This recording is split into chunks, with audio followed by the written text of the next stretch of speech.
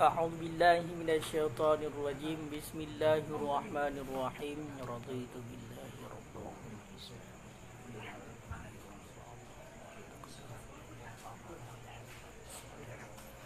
اللهم نور بالكتاب أبصارنا واشرح به صدورنا واستعمل به أقدامنا وأتم به لساننا وقوم به لساننا واسع به فهمنا بحولك وقوتك فإنه لا حول ولا قوة إلا بالله العلي العظيم اللهم إنا نسألك ما علمتنا في ولتنسينا أبدا برحمتك يا أرحم الراحمين. قال المصنف والشارحون رحمهم الله تعالى ونفعنا بهم وبعلومهم في الدارين آمين يا رب العالمين. والجديد ندبه أي الأذان لمنفرد بالصلاة في الصحراء أو بلد إن لم يبلغه أذان المؤذنين وكذا إن بلغه كما صحه المصنف في التحقيق والتنكيح والأصل فيه الحديث الآتي والقديم لا يندب له لأن المقصود من الأذان الإعلام وهو منتف في المنفرد. قال الرافعي بعد ذكر القولين كالوجيز والجمهور اقتصروا على أنه يؤذن ولم يتعرضوا للخلاف وأفصح في الروضة بترجيح طريقهم واكتفى عنها هنا بذكر الجديد كالمحرر ويكفي في آذانه إسماع نفسه بخلاف آذان الإعلام. إله أعوذ بالله من الشيطان الرجيم بسم الله الرحمن الرحيم. Waljadidu nadbuhu dan bermula pendapat jadid. Nadbuhu itu sunnahnya artinya azan limunfaridin bagi orang yang sendiri, bagi orang yang salat sendiri. Limunfaridin bagi orang yang sendiri bisalati dengan salat fi sahra'in di padang au baladin ataupun di dalam balad illam yablighu azanul muazzinin jika tidak sampai akannya orang yang sendiri oleh azan orang yang mengazan, bab atau pasal mengenai tentang kaifiah dan hukum-hukum azan dan iqamah. Jadi azan merupakan lafaz-lafaz yang dikhususkan, yang mana dengan lafaz itu dapat memberitahu masuknya waktu salat. Iqamah adalah lafaz-lafaz yang dikhususkan untuk membangunkan orang yang sudah hadir untuk melakukan salat. Maka hukum daripada azan dan iqamah adalah sunnah yang dikuatkan karena memang selalu dikerjakan oleh para ulama terdahulu dan juga ulama terkemudian, ulama setelah ulama salaf. Sehingga seandainya tidak ada keudhuran, mereka selalu melakukan azan dan iqamah. Kemudian sebagian para ulama mengatakan yang bahawa hukum melakukan azan dan iqamah adalah bukan sunnah yang dikuatkan, tetapi fardu kifayah, kewajiban yang secara kufai. Dalam artian sebahagian yang mengerjakan terlepas untuk yang lain. Sedangkan menurut pendapat yang kuat tadi, melakukan azan dan iqamah adalah sunnah muakkad yang kifai ataupun yang kifayah. Artinya, bila seandainya sebahagian orang ataupun satu orang telah melakukannya, maka sudah mendapatkan pahala kesunahan dan sudah terlepas daripada tuntutan sunnah yang dikuatkan. Begitu juga menurut sebahagian para ulama, ada ulama yang mengatakan qil hukum azan dan iqamah adalah bukan sunnah tapi kewajiban, wajib yang secara kifayah. Kenapa wajib dalam secara kifayah? Karena keduanya azan dan iqamah merupakan syiar Islam yang nampak sehingga wajib dilakukan. Makanya seandainya sepakat ahli dalam satu balad untuk meninggalkan azan dan iqamah, maka diperangi mereka itu kalau kita berpijak pada pendapat yang mengatakan fardu kifayah. Tapi kalau kita berpijak pada pendapat ulama yang mengatakan bukan fardu kifayah tetapi sunnah muakkad, maka tidak diperangi. Cuma tidak mendapatkan saja, iaitu kesunahan muakkad yang kufai. Lalu pada salat-salat yang lain bagaimana? Jadi azan dan iqamah ini hanya disyariatkan bagi salat maktubah. Hanya disyariatkan azan dan iqamah pada salat yang wajib, iaitu salat dalam sehari semalam 5 waktu. Tidak disyariatkan azan dan iqamah pada salat sunat. Pada salat sunat. Sedangkan pada surah salat hari raya dan seumpamanya yang sama dengan salat hari raya, iaitu salat-salat yang disyariatkan berjamaah seperti salat gerhana matahari, gerhana bulan, salat istisqa, salat minta hujan, salat tarawih dan lain sebagainya, maka bukan diiqamah, bukan diqamat seperti yang kita lakukan pada salat yang wajib. Bukan kita iqamah. Bagaimana juga sebagai ganti daripada iqamah, maka kita ucapkan as-salat jami'ah. Kenapa demikian? Karena ada hadis. Ada datang hadis riwayat daripada Imam Bukhari dan Muslim secara jelas pada surah gerhana, pada surah salat gerhana. Sedangkan solat yang lain seperti solat tarawih dan lain sebagainya, ini dikiaskan kepada solat gerhana. Kepada solat gerhana. Wal jadid, dan bermula pendapat jadid, nadbuhu, itu sunnahnya azan bagi orang yang sendiri dengan solat. Jadi menurut pendapat jadid adalah pendapat Imam Syafi'i di Puah, Ilikut, di Mesir. Pendapat jadid, wal jadid maqalahu bi Misrin. Pendapat jadid adalah pendapat yang dikatakan oleh Imam Syafi'i di Mesir. Sedangkan pendapat qadim adalah maqalahu Syafi'i di Baghdad ataupun Iraq. Pendapat yang dikemukakan oleh Imam Syafi'i saat Imam Syafi'i berada di Iraq ataupun di Baghdad. Jadi menurut pendapat jadid pendapat yang baru. Itulah pendapat Imam Syafi'i di Mesir. Iaitu sunnah azan bagi orang yang melakukan salat sendiri. Salat sendiri di padang maupun di dalam ataupun di balad, di kota. Di padang ataupun di kota. Di padang ataupun di kota. Seandainya dia itu tidak sampai ataupun tidak mendengarkan azan orang yang melakukan azan.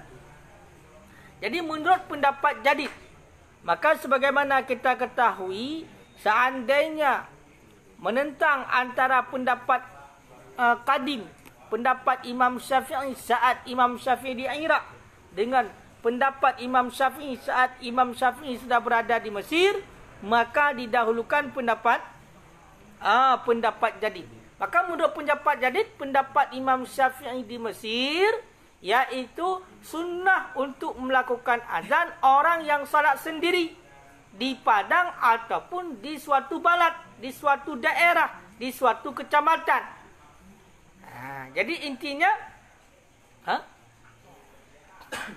intinya terhadap orang yang melakukan salat sendiri, baik melakukan salatnya di padang, makna di padang adalah di tempat yang tidak ada keramaian, ataupun di suatu balad, maka tetap disunahkan untuk melakukan azan. Makanya di saat kita sendiri melakukan salat sendiri, misalnya kita berada di hutan ataupun di tempat yang lain yang tidak kedengaran suara orang yang melakukan azan, tidak terdengar suara para muazzin di luar, maka sunnah bagi kita walaupun kita sendiri untuk melakukan azan. Maka azan juga Allahu Akbar, Allahu Akbar. Nak klik ni nanti azan kau kan? Hadirau menawar tak hana tanya yang tirau jinan. Allahu Akbar, Allahu Akbar. Dia ada mati tu amnan. Hai kau tu mesti tirau azan. Tu. Amnan. Yang pulai pengapu sunnah. Menurut pendapat jadi sunnah. Berarti pendapat jadi pendapat yang kuat. Sunnah. Makanya di saat kita sendiri, tidak ada orang lain dan tidak terdengar suara muazzin, maka sunnah bagi kita untuk mengazankan sendiri. Walaupun kita itu hanya melakukan salat sendiri. Faham tidak kira-kira? Faham. Makanya jangan untuk azan. Jangan malas-malas untuk melakukan azan. Kenapa? Kenapa jangan malas? Karena banyak pahala. Maka seandainya kita tahu betapa banyak pahala orang yang melakukan azan ataupun orang yang berdiri di saf pertama waktu salat berjamaah, sungguh bercita-cita untuk apa nak bilang? Sungguh akan bercita-cita untuk selalu azan dan berada di saf terdepan. Tapi kita hari ini tidak tahu. Sebenarnya bukan tidak tahu, tapi pura-pura tidak tahu. Lupa, disengaja-sengajakan.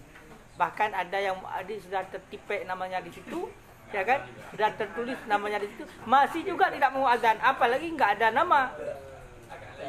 Ada juga orang yang mendengarkan surah ini, dia itu kapasitasnya bukan azan di sini, azan di madrasah yang enggak ada orang, tapi dia itu merepah di situ, ya kan? Rebutan di situ. Kan rambutan, hai berebut.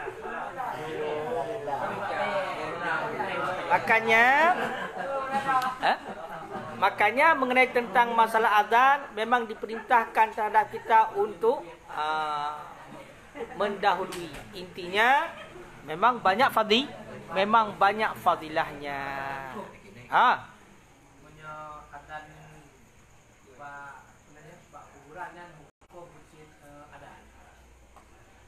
Meri anak ibu malam bersah. Nampak sekali tidak naik ngaji malam kemarin. Nampak sekali. Itulah makanya jangan libur, jangan malas. Kami sudah membahas itu kemarin. Kemarin.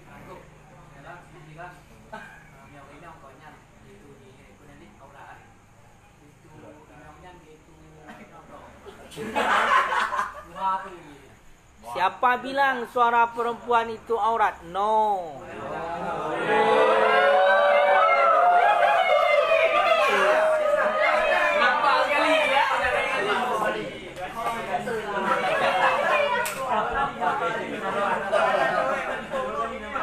As-sautul mar'ati laisa bi'aurah. Suara wanita itu bukan aurat. Aurat adalah sesuatu yang wajib ditutup, iaitu kalau di dalam salat yang wajib ditutup adalah warna kulit. Warna kulit kalau di dalam salat. Jadi warna kulit, kalau misalnya kita warna kulitnya hitam kulit kayak adang penyet, kayak adang kanat misalnya, ya kan? Maka warna hitam itu tertutup. Maka sudah dikatakan menutup aurat itu pada dasarnya. Itu dalam salat. Makanya orang yang pakai celana ketat, baik laki-laki maupun perempuan, salatnya atas nama auratnya, warna auratnya sudah tertutup, sah salatnya. Misalnya Gunung Gurute sama Gunung Kelawar itu sudah terbungkus-bungkus bagaikan yang enggak tahu kita apa bilangnya, ya kan? Intinya salatnya tetap sah. Kenapa? Yang penting warnanya tidak nampak. Ini kalau di dalam salat. Tapi kalau di luar salat, bila bersama dengan wanita lelaki dengan ajnabi ataupun laki-laki ajnabi dengan wanita ajnabiyah, intinya di luar, di hadapan umum, maka bukan hanya aurat saja yang wajib ditutup. Begitu juga wajib untuk dijaga segala sesuatu yang mengakibatkan menimbulkan syahwat lawan jenis. Maka termasuk membungkus aurat itu haram. Kalau di luar, kalau di dalam rumah yang hanya ada mahram, tidak apa-apa, bungkuskan saja. Kenapa? Karena sudah barang tentu. Karena sudah barang tentu kalau di rumah yang hanya ada adalah orang tua kita, anak kita misalnya, itu merupakan saudara, mahram. Mahram. Kalau memang itu benar-benar mahram kita, maka kita itu tidak akan bernafsu untuk melihatnya. Bahkan wanita yang menjadi mahram kita, auratnya itu hanya seperti aurat laki-laki dalam salat. Hanya antara pusat dan lutut saja. Makanya itu kalau misalnya Gunung Gurteng dengan Gunung Selawah nampak, gak apa-apa kalau di rumah. Yang sebenarnya gak apa-apa. Kenapa? Karena memang itu bukan aurat kalau dengan mahram bagi wanita. Begitu juga dengan budak. Budak bukan. Tetapi yang jadi masalahnya hari ini, jangankan berarti nampak itu Gunung Guruteh dan Gunung Selawah, nggak nampak apa-apa pun, ya pistolnya hidup. Ya kan? Ya, jadi inilah yang berbahaya, yang membuat kepada haram. Jadi wajib juga ditutup. Makanya kita laki-laki, sesama laki-laki, aurat kita kalau di luar sanad, yaitu seluruh tubuh. Aurat kita laki-laki di luar sanad juga seluruh tubuh. Seluruh tubuh, kecuali muka dan dua telapak tangan. Makanya seyogyanya bagi laki-laki memakai baju yang lengannya panjang biar tak nampak ototnya. Yang membangkitkan syahwat wanita yang melihatnya.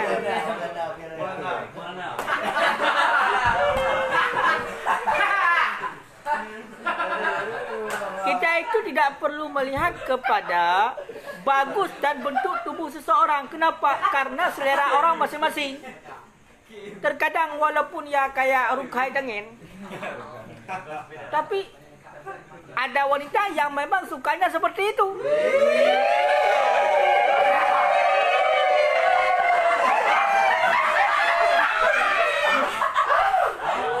Ya kan? Begitu juga sebaliknya. Ada juga wanita yang sukanya kayak drum plaken itu.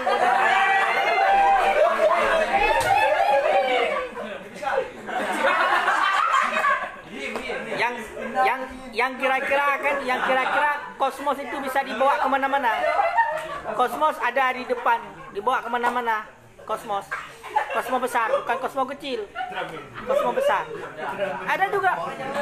Itu masing-masing kesukaan mereka. Intinya aurat itu terbagi-bagi, tergantung dinisbahkan kepada siapa. Makanya soal wanita, sesama wanita, auratnya sebenarnya aurat sama wanita hanya antara pusat dan lutut saja. Itu aurat yang sesama wanita.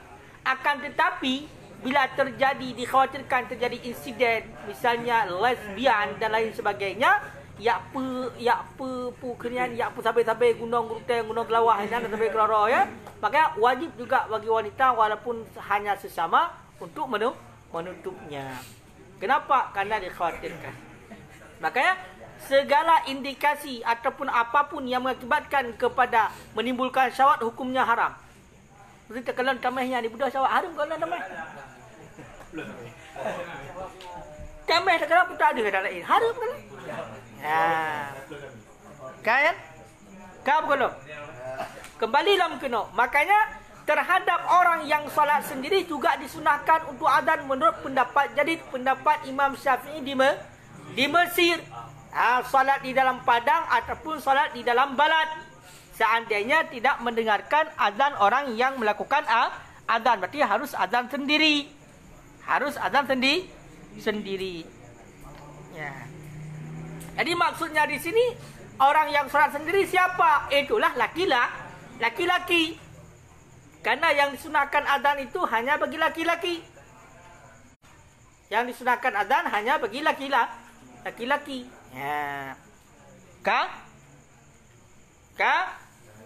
Wa kadza in balaghahu, dan sedemikian lagi jika sampai ianya azan akannya orang yang salat sendiri. Sedemikian lagi jika sampai ianya azan akan orang yang melakukan salat sendiri. Begitu juga kaza diibaratkan dengan kaza. Annal ibrata bi kaza tadullu ala khilaf. Sesungguhnya diibaratkan dengan kaza menunjuki kepada khilafiyah para ulama. Yang kebiasaannya yang berada di depan kaza inilah pendapat yang kuat.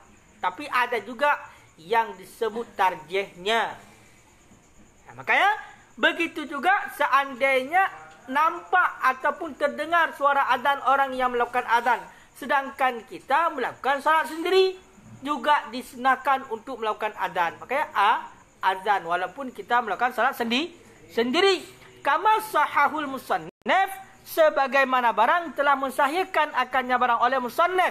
Siapa musannaf? Imam An-Nawawi. Di mana dikasihkan? Di dalam kitab Tahqiq wa Tanqih, dan di dalam kitab Tanqih. Jadi kitab Tahqiq juga kitab Imam Nawawi. Kitab Tanqih juga kitab Imam Nawawi. Tanqih. Wal aslu fihi al-hadis ati, dan bermula dalil padanya sunnah itu hadis yang selagi datang. Dan bermula dalil padanya sunnah itu hadis yang selagi datang.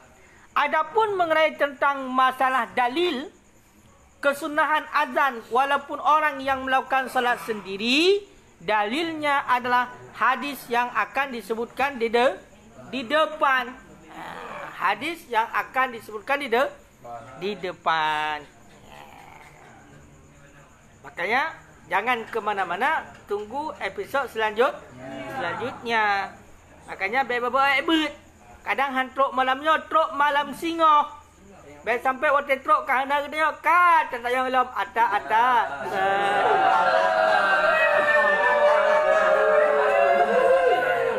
Munyo gaduh lagi yang prinsip berarti kita tak ibu segonan gaduh taulang ada atasat yang putus mulai kris hamalin.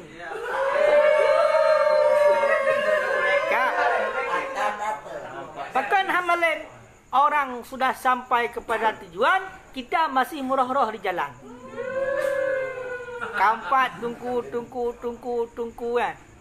Tungku kris. Senang ke? Tungku kris. Faisal, Ku tungku kris.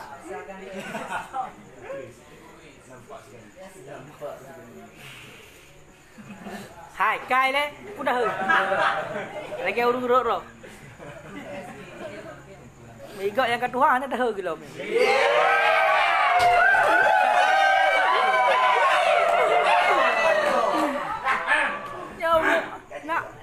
Namu baru 20 leh apa kata ada dua ni.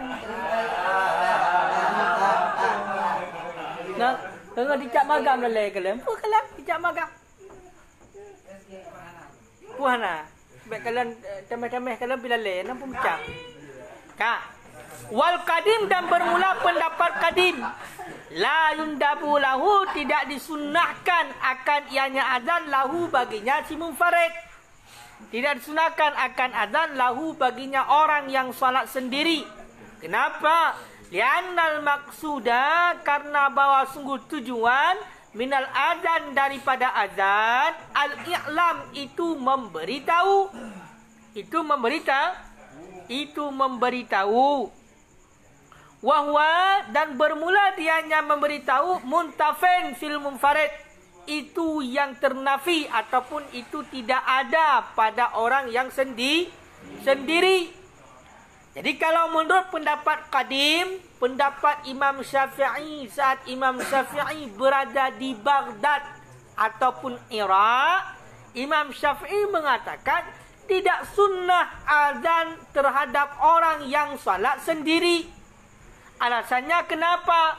Karena tujuan daripada azan adalah untuk memberitahu sebagaimana ta'rif azan, pengertian daripada azan. Alfadun mahsusatun yu'lamu biha dukhulu waqti salah. Lafaz yang dikhususkan, yang diketahuikan dengannya lafaz akan masuk waktu salat. Akan masuk waktu salat.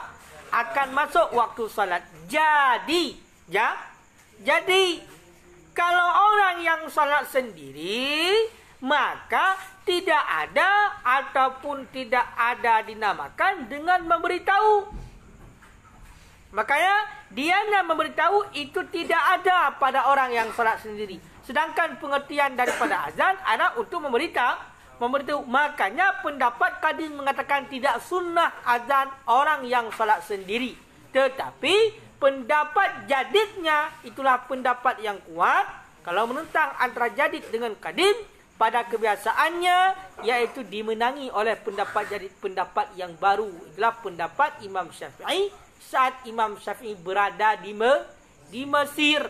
Maka tetap sunnah azan walaupun salat sendiri. Tapi pendapat Qadim tidak sunnah azan bila melakukan salat sendiri. Kenapa? Karena maksud azan, tujuan azan memberitahu. Dia hanya memberitahu, itu tidak ada pada orang yang salat sendiri. Qala Rafi'i telah berkata oleh Imam Rafi'i. Di mana beliau katakan ba'da zikril qaulain, sesudah menyebutkan dua pendapat. Kal wajid, sama seperti wajid. Apa kata Imam Rafi'i? Wal jamhur, dan bermula jamhur. Jamhur para ulama. Iktasaru, itu mengiktisar mereka itu. Ala annahu yu'adzin, di atas bahwa mengazan ia. Di atas bahwa sesungguhnya si munfarid itu mengazan ia. Walam yata'arradu lil khilaf, dan tidak mendatangi oleh mereka itu lil khilaf, bagi khilaf pendapat. Bagi khilaf pendapat. Jadi Imam Rafi'i sesudah menyebutkan dua pendapat, itulah dua pendapat sudah barang tentu pendapat jadi pendapat Qadim, sama seperti wajid. Berkata Imam Syafi'i, jumhur para ulama. Jamhur apa makna jamhur? Kebanyakan para ulama mengkhususkan ataupun mengambil keputusan ataupun meringkas, menyimpan, yaitu orang yang salat sendiri maka mengazan ia. Berarti sunnah azan. Berarti orang yang melakukan salat sendiri dia juga disunahkan untuk melakukan azan. Dan juga oleh jamhur tidak mendatangkan oleh mereka itu khilafiyah. Tidak ada khilafiyah. Jadi intinya bagaimana? Intinya kesimpulannya, terhadap orang yang kebanyakan ataupun terhadap orang yang punya jamaah ataupun dalam keadaan ramai, maka hukum melakukan azan dan iqamah adalah sunnah muakkad yang kifayah pada pendapat yang kuat.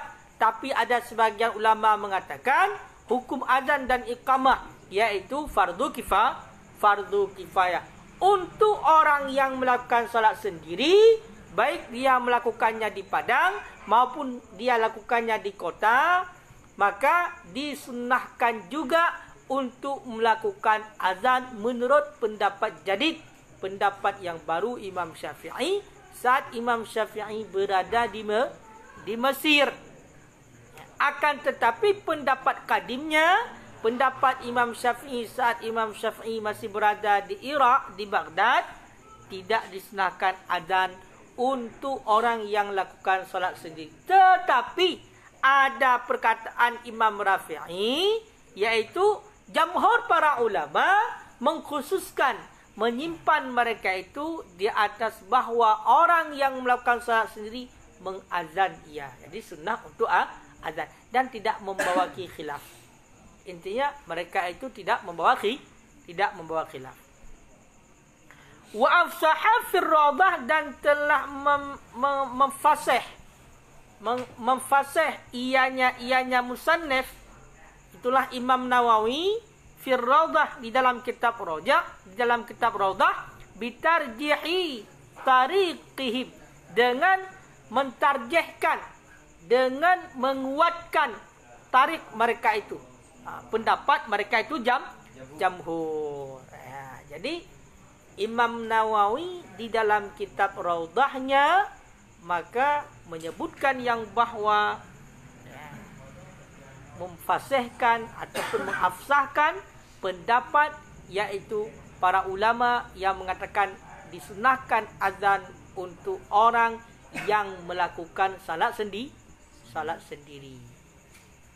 Faham tidak? Faham tidak?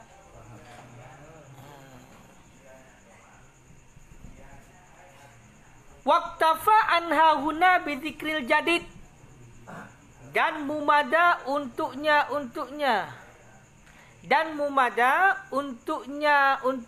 tarik huna pada di sini bidzikril jadid, dengan sebut pendapat jadid, kal muharrar, sama seperti muharrar. Dan juga Imam Nawawi di sini di dalam kitab minhajnya, minhaj pu, minhaj pu, minhajul talibin, bukan minhajul abidin. Kalau minhajul abidin itu kitab tasawuf karangan Imam Al-Ghazali. Berarti ini kitab fiqh, jadi minhajul talibin. Berarti di dalam kitab minhajul talibin maka mumada untuk tarjih pendapat jamhur itu dengan sebut jadid saja. Berarti pendapat jadid sudah sesuai dengan pendapat jamhur, sama seperti muharrar.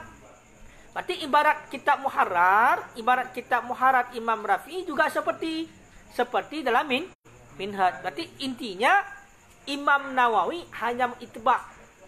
Kenapa? Karena sudah dikatakan pada permulaan pengajian, pada khutbahnya, yaitu semua yang dibawakan di dalam kitab muharrar tidak dikurangi sama sekali oleh Imam Nawawi. Akan tetapi ada beberapa tempat dan ada beberapa hal yang dikoreksi oleh Imam Nawawi menurut ilmu ataupun mutalaah Imam Nawawi. Wa yakfi fi azanihi isma'un nafsih, dan mumada pada azannya si munfarid, orang yang sendiri, isma'un nafsi, oleh mendengar dirinya sendiri, oleh dirinya sendiri bi khilafi azanin i'lam, dengan sebalik azan memberitahu. Kalau kita berpijak pada pendapat orang yang salat sendiri juga disunahkan untuk melakukan azan, maka azan orang yang salat sendiri bagaimana? Mumada sudah mencukupi, yaitu azan orang yang salat sendiri hanya didengarkan oleh dirinya saja. Jangan besar-besar kali. Jadi mumada untuk didengarkan oleh dirinya sendiri saja sudah cukup untuk mendapatkan kesunahan sunnah muakkad, kesunahan yang muakkad untuk azan. Dengan sebalik azan memberitahu. Jadi azan memberitahu adalah azan untuk para hadirin, untuk para jamaah, yaitu azan yang mana yu'lamu biha dukhulu waqti shalah. Azan yang dengan azan itu memberitahu kepada masuk waktu sah, maka mesti membesarkan suara. Makanya dalam hal qaulun, berbicara ataupun bersuara, dia itu ada tiga. Ada yang namanya qaulun, hanya bisa didengar oleh diri sendiri, tidak boleh lebih. Ada juga yang namanya qaulun jahran. Makna jahran di sini adalah mengeraskan suara, yang mana bisa didengar oleh orang di sekitar kita. Ini jahran namanya, jihar, membesarkan suara. Ada juga yang namanya adalah yarfa'us saut, menyaringkan suara, mengeraskan suara. Maka ini beda-beda. Dalam salat ada yang namanya rukun qauli. perkataan. Jadi perkataan itu tidak boleh dibaca dalam hati. Kalau dibaca dalam hati, maka salatnya tidak sah. Maka salah satu rukun salat yang rukun qauli adalah takbir. Ketika mengucapkan lafaz takbir Allahu Akbar, kemudian membaca Al-Fatihah yang menjadi rukun qauli, kemudian dan selanjutnya apakah membaca tahiyat, membaca salawat, itu yang rukun qauli, semuanya wajib keluarkan suara. Bagaimana dikeluarkan suara? Sekedar didengarkan oleh diri sendiri. Kalau misalnya kita melakukan salat walaupun sendiri tetapi tidak mengeluarkan suara di saat membaca rukun qauli yang didengar oleh telinga kita sendiri di saat waktu yang normal, tidak terlalu sunyi dan tidak terlalu bising, maka tidak sah salat. Kenapa tidak sah salat? Karena tidak ada rukun qauli. Maka yang dikatakan qaulun sebagaimana yang kita tahu adalah lafdun, lafaz, ada ucapannya, ada keluar hurufnya, maka tidak cukup hanya mulut komat kami saja, tapi tidak ada kedengaran suara. Ini perlu diperhatikan pada orang yang salat sendiri. Tapi kalau bagi imam salat, ini memang ini sudah ada setelan, ya kan?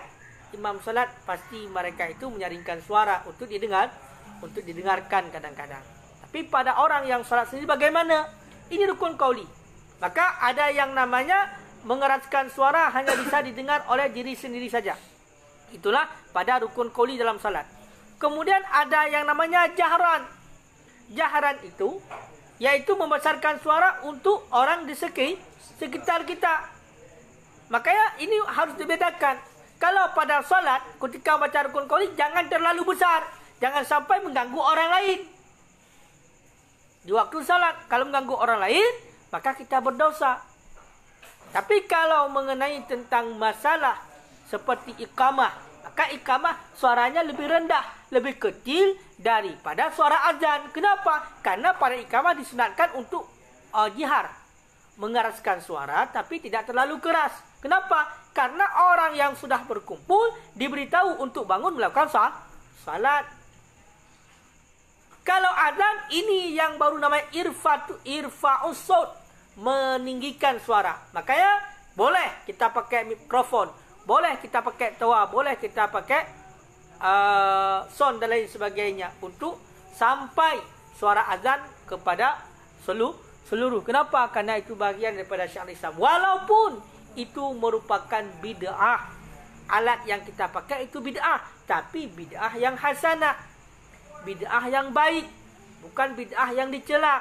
Kenapa bid'ah yang baik? Karena membawaki kepada yang baik. Bid'ah yang tidak baik adalah bid'ah yang membawaki kepada tidak baik. Maka ini yang diharamkan. Tapi kalau membawaki kepada yang baik, maka baik, tergantung. Al-wasail hukmul maqasid. Jalan itu hukum tujuan. Tujuan kita memakai mikrofon di ketika melakukan azan untuk apa? Untuk terdengar di seluruh penjuru. Mungkin ada orang yang tertidur, ketika mendengarkan suara yang besar itu dia akan bangun dan melakukan salat. Maka itu hukum tujuan alat. Alat. Walaupun ada kitab yang memang mengenai tentang masalah memakai alat mikrofon. Ada kitab yang menjelaskan tentang masalah bid'ah. Ada. Tapi kita bisa memilah-milahnya mana bid'ah yang tidak dibolehkan, mana bid'ah yang dibolehkan di dalam agama. Kira-kira paham tidak? Paham. Jadi kalau misalnya azan untuk umum, maka mesti membesarkan suara agar orang lain tahu. Makanya ketika kita itu mendengarkan azan, maka sunnah untuk menjawab azan. Itu azan yang bagaimana? Suara azan yang bagaimana? Suara azan yang pada dasarnya. Makanya dulu asal-usul azan berdiri di atas tempat yang tinggi di menara, kemudian melakukan azan. Maka suara yang sampai sebatas mana sampai suara, maka sebatas itulah orang wajib atau sunnah untuk menjawabkan azan. Bukan wajib, sunnah untuk menjawabkan azan. Sekarang kita itu bisa mendengarkan suara azan lebih jauh. Apakah sunnah untuk kita jawab? Kalau pada dasar tuntutan tidak sunnah. Kenapa? Karena itu sudah memakai alat bantu. Tidak sunnah. Tetapi kalau kita jawab, misalnya Allahu Akbar, Allahu Akbar, kita jawab Allahu Akbar, Allahu Akbar, maka mendapatkan pahala. Kenapa mendapatkan pahala? Karena itu bahagian daripada takbir. Kita ucapkan takbir. Begitu juga suara azan di HP. Ada sunnah kita untuk menjawab? Tidak. Itu hukum pada dasar tidak sunnah. Akan tetapi kalau kita mau menjawabnya, apa salahnya? Sama juga dengan kita bertakbir dengan sendirinya. Kebetulan saja sebabnya adalah azan. Sebabnya azan. Makanya saat azan berkumandang, maka diamlah. Diamlah. Kenapa? Karena dikhawatirkan orang yang berbicara, orang yang tidak berhenti daripada suatu perbuatan saat sedang azan, dikhawatirkan meninggalnya dalam keadaan su'ul khatimah. Akhir penutupannya buruk, tidak selamat iman. Makanya ketika azan, bahkan terdapat dalam kitab tasawuf, bila azan berkumandang tidak boleh kita berbaring sampai segitunya. Kenapa? Karena itu pengagungan azan. Allahu Akbar, Allahu Akbar, asyhadu an la ilaha illallah. Ketika kita sedang tidur misalnya, terdengar suara azan, maka bangun. Paling tidak duduk.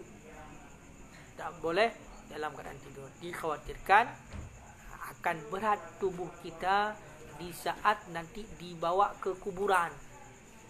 Orang yang tidur mendengarkan azan, orang yang bermalas-malasan ketika ada suara azan, dia tidak mau duduk, maka dikhawatirkan di saat kerendahnya mayatnya dibawa ke kuburan, maka mayat itu akan berubah menjadi berat. Walaupun ternyata saat dia hidup hanya 30 kilo saja, bisa dibawa oleh angin. Tapi di ketika dia meninggal bisa berat. Kenapa berat? Karena berat tubuhnya bermalas-malasan saat dia mendengarkan azan. Paham? Ini hal yang sepele, tapi jangan dianggap sepele. Bisa berakibat fatal.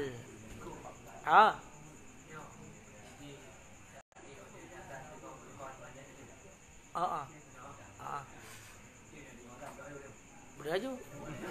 Duk le. Kalau lihat lam kan.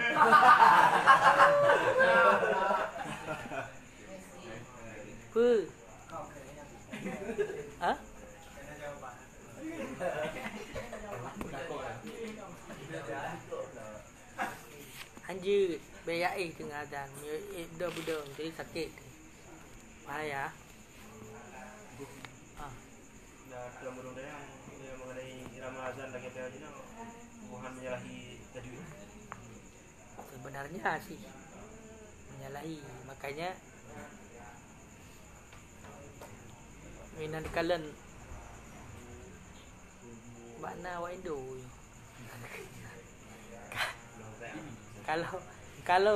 Kalau kita melakukan azan dengan cara irama yang sudah menyolok misalnya, bahkan secara tajwidnya sudah tidak lagi teratur, kita tidak boleh. Apalagi yang sampai keluar getar-getaran yang memang tidak diperlukan, tidak boleh. Lalu bagaimana dengan azan-azan yang di luar sana? Mereka itu hanya memanjangkan pada mad ada sukun di penghujung saja. Sebenarnya mengalun-alun sunnah untuk membaguskan suara di ketika azan, tetapi bukan dengan irama-irama yang menyolok.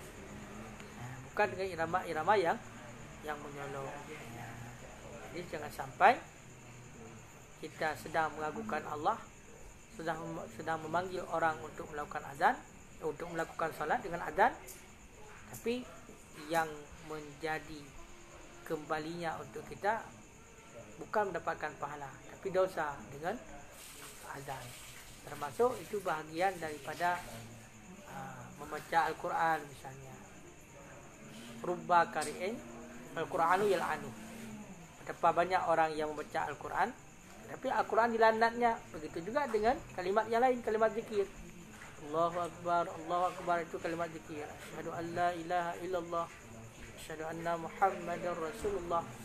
Itu kalimat zikir. Seandainya dibuat-buat, dihiasi dengan irama-irama yang kira-kira menyolok, bukan lagi irama yang cocok untuk adzan, maka berdosa. Sekali bak mat memperhatikan. Itu bak Allah Akbar. Kadang-kadang kamu lebih perempuan dia. Menyebab kalau pada lafaz jalalah tidak apa-apa. Kalau pada lafaz jalalah panjang tidak apa-apa, karena ada lafaz jalalah yang memang boleh dipanjangkan lebih daripada 3 harakat bahkan 3 alif bahkan. Itu pada lafaz jalalah. Tapi pada yang lain,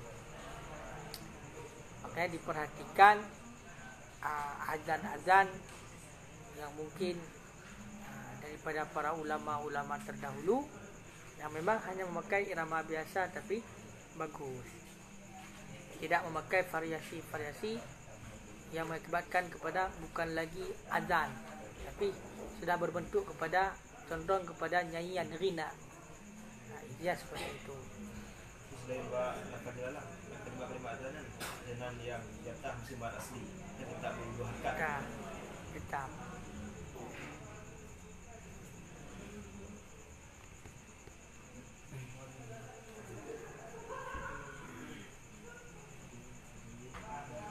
Pedung kah? Kajian wallahu a'lam bishawab. Tunjuk ya tu sampai yang.